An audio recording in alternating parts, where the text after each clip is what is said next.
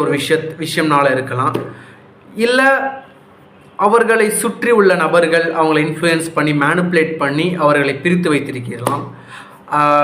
What ever might had been ஹேப்பன்டுங்க. But நான் இங்கே சொல்கிற கான்செப்ட் என்னென்னா, ஒன்று டைவர்ஸ் வாங்கி மியூச்சுவல் டைவர்ஸ் வாங்கி ரெண்டு பார்ட்டி, ஏன்னா டைவர்ஸுக்கு அப்புறம் it goes under the formalities, right? It's all about formality. ஒன்றும் இல்லை, ரொம்ப பெரிய விஷயம்லாம் கிடையாது. லீகலாக டைவர்ஸ் வாங்கி பிரிஞ்சிருக்கிறது இது ஒரு கூட்டம்.